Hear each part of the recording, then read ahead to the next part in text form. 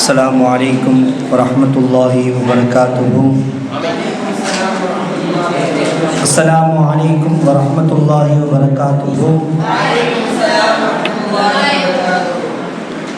إن الحمد لله الصلاة والسلام على رسول الله أما بعد. قال الله تعالى في القرآن العظيم وبالوالدين إحسانا صدق الله العظيم. وقال رسول الله صلى الله عليه وسلم حقوق الوالدين صدق رسول الله صلى الله عليه وسلم. புகழ் அனைத்தும் அல்லாஹ் ஒருவனுக்கே உரித்தாகட்டுமாக. அவனது வற்றாத கருணை அருமை நாயகம் ரசூலுல்லாஹி ஸல்லல்லாஹு அலைஹி வஸல்லம் அவர்களின் மீதும் நர்பாக்கியம் அடைந்த உம்மத்தார்களின் மீதும் என்றென்றும் குன்றாமல் நின்று நிலவட்டுமாக என்கின்ற துஆக்களோடு உங்களுக்கு முன்னால் ஒரு சில வார்த்தைகளை மற்றும் நான் கூறிய வண்ணமாக என்னுடைய வார்த்தையை நான் முடிப்பேன். இந்த உலகத்தில் வாழக்கூடிய நம்பவர்களுடைய பெற்றோர்கள் நம்பவர்களுக்கு பல்வேறு விதமான நல்ல விஷயங்களை செய்து தருகிறார்கள். உதாரணமாக கூறணும்னு சொன்னால், பெற்றோர்கள் நம்பவர்களுக்கு சரிவரையான கல்வியை தருகிறார்கள். பெற்றோர்கள் நம்பவர்களுக்கு சரிவரையான ஒழுக்கத்தை தருகிறார்கள். எந்த இடத்தில் என்னுடைய பிள்ளை எப்படி இருக்க வேண்டும் என்று பெற்றோர்கள் ஆசைப்படுகிறார்களோ அதை போன்று நம்மளுடைய பெற்றோர்கள் நம்மளை வைத்திருக்கிறார்கள். அல்ஹம்துலில்லாஹ். நம்மளுக்காக இவ்வளோ செய்கிற நம்ம பெற்றோர்களுக்கு என்னைக்காச்சும் நம்ம யோசித்து பார்த்துருக்கிறோமா? எனக்காக கஷ்டப்படுறாங்க என்னுடைய பெற்றோர், அவங்களுக்கு நான் எப்பயாவது அவங்களுக்கு பிடித்த மாதிரி நான் நடந்திருக்கிறேன்னா? இந்த தீனுல் இஸ்லாமில் பெற்றோர்களுக்கு பிள்ளைகள் செய்ய வேண்டிய கடமையை நான் சரியவரையாக செய்திருக்கிறேனா அப்படின்னு சொல்லி என்னைக்காவது ஒரு நாளாவது நம்மளுடைய பெற்றோர்களை பார்த்து நம்ம யோசிச்சிருக்கிறோமா? ரப்புல் ஆலமீன் திருமறையாம் குர்ஆனில் கூறும்போது இப்படி சொல்லி காட்டுறான்,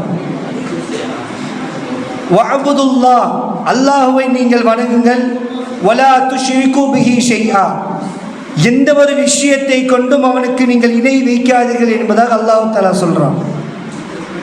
சொன்ன ரப்புல் ஆலமீன் இந்த ஆயத்துக்கு தொடர்ச்சியாக இன்னொரு வார்த்தையை சொல்லுகிறான், வபில் வாலிதைனி இஹ்சானா, உங்களுடைய பெற்றோர்களிடம் நீங்கள் நல்ல முறையில் நடந்து கொள்ளுங்கள். உங்களுடைய பெற்றோர்களிடம் நல்ல முறையில் நடந்து கொள்ளுங்கள். இந்த ஆயத்துடைய விளக்க உரை என்னன்னு சொன்னா, வஅபுதுல்லாஹ், அல்லாஹு தஆலா இங்கே அவனுடைய வஹதானியத்தை காட்டுறான்.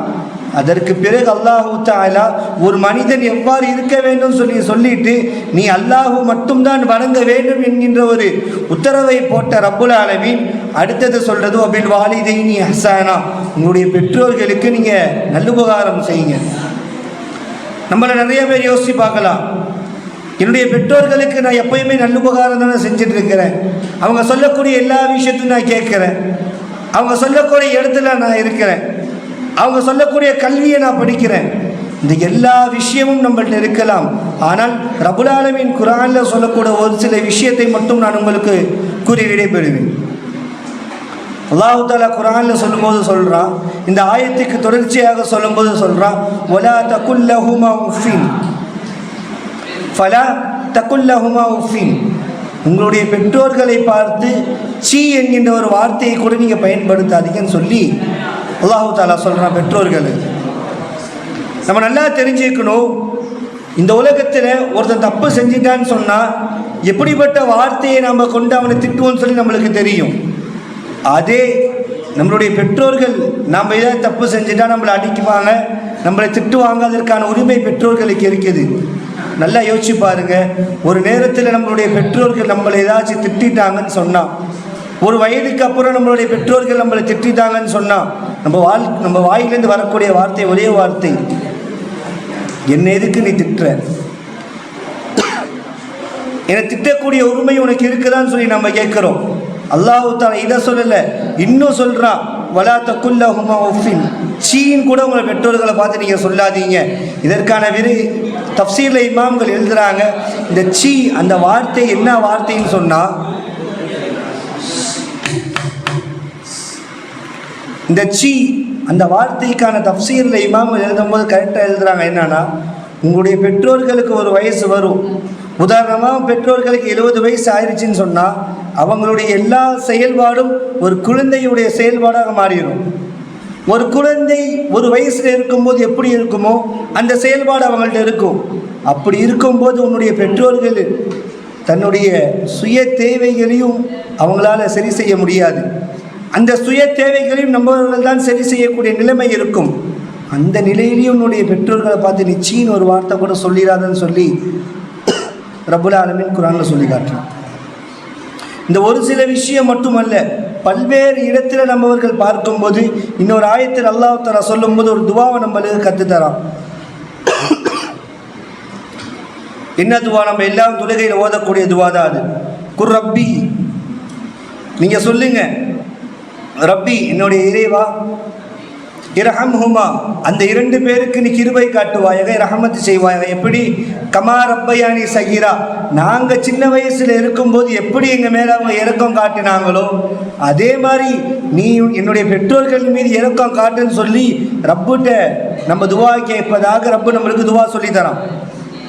அப்போ நம்ம முதலாவது பார்த்த விஷயம், நம்ம பெற்றோர்கள்ட்ட நம்ம எப்படி பேசணும், எப்படிப்பட்ட வார்த்தையை பயன்படுத்தக்கூடாதுன்னு சொல்லி நம்ம ஃபஸ்ட்டு பார்த்தோம். இரண்டாவது பார்த்த விஷயம், நம்ம பெற்றோர்களுக்காக நம்ம எப்படி துவா செய்யணும். நல்லா நீங்கள் யோசிச்சு பாருங்கள். நம்ம சின்ன வயசில் இருந்திருப்போம், 2 வயசு 1 வயசில் இருந்திருப்போம். அந்த வயசு இருக்கும்போது நம்ம செய்யக்கூடிய சின்ன சின்ன விஷயத்தை நம்ம பெற்றோர்கள் நம்மளுக்கு பார்த்து கவனிப்பாங்க. ஒரு ஃபங்க்ஷனுக்கு போகணுன்னா என்னுடைய பிள்ளை அழகாக இருக்குன்னு சொல்லி நம்மளுக்கு அவங்க அழகான ஆடை அணிவிப்பது, நல்ல விஷயங்களை நம்மளை செஞ்சு கொண்டு போவாங்க.